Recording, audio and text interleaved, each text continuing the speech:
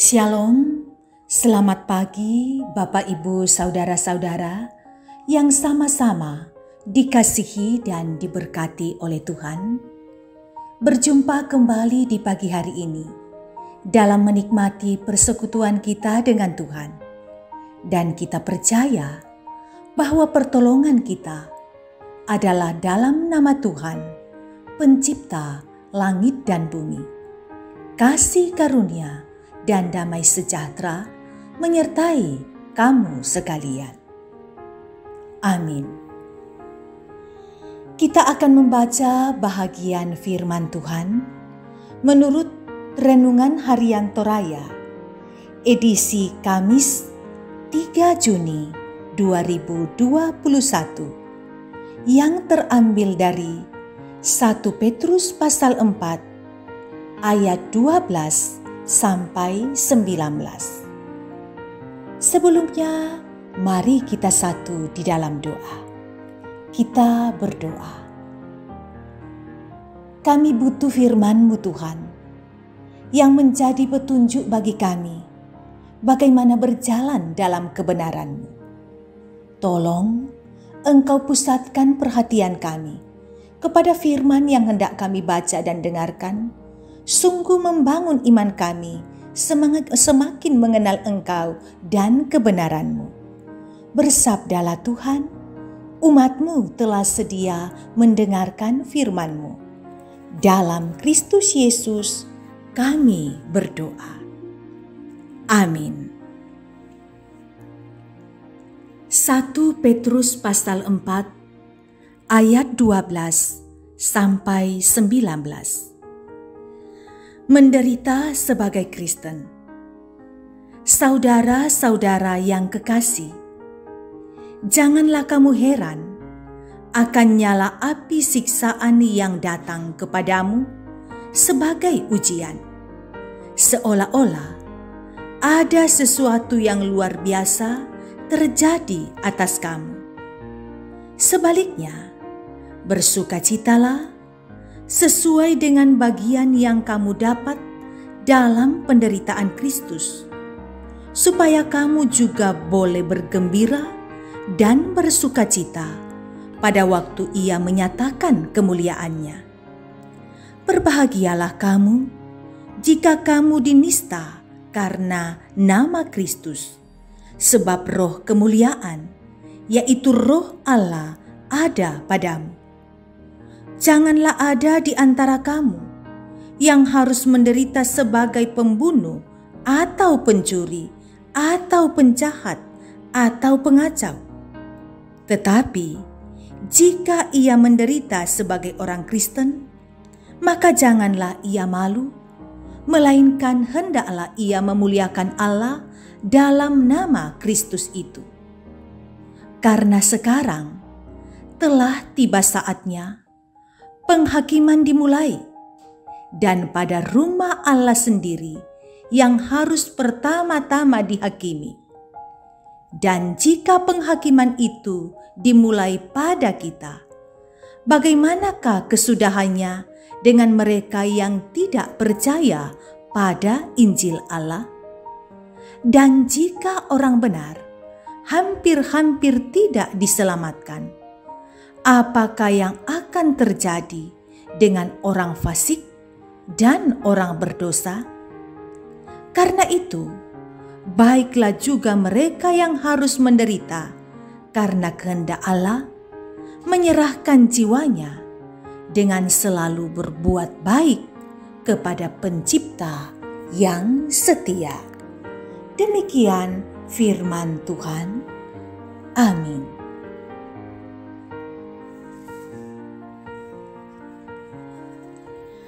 Tema renungan kita ialah bertahan dalam kebenaran. Bertahan dalam kebenaran.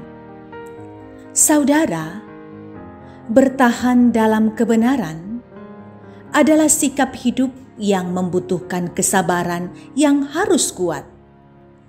Karena dalam menjalani kehidupan keseharian kita, tidak sedikit dari kita yang tidak mampu sabar menghadapi mereka yang selalu mengganggu kehidupan kita. Pada bagian ini, Rasul Petrus mengajar tentang adanya nyala api siksaan yang datang kepada kita sebagai ujian. Dalam ayat 12 dinyatakan bahwa saudara-saudara yang kekasih, janganlah kamu heran akan nyala api siksaan yang datang kepadamu sebagai ujian, seolah-olah ada sesuatu yang luar biasa terjadi atas kamu. Petrus menjelaskan bahwa ujian yang ia rasakan merupakan bagian dari ujian iman, sekaligus mengambil bagian dalam penderitaan Kristus. Karena itu, tetaplah berpegang pada janji Allah, karena sikap seperti itu merupakan bukti bahwa kita adalah anggota rumah tangga Allah yang akan diselamatkan pada hari penghakiman Allah. Bagi Petrus, tetaplah bersukacita meskipun sering merasakan penderitaan karena percaya kepada Kristus. Sebab jika setia bertahan dalam penderitaan karena Kristus, maka kepadanya akan dinyatakan kemuliaan pada saat Kristus datang kembali.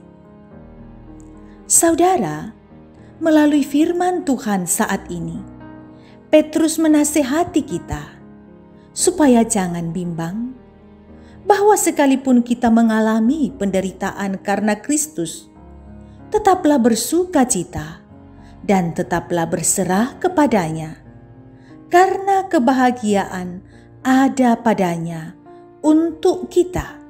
Yang penting, janganlah menderita karena melakukan kejahatan.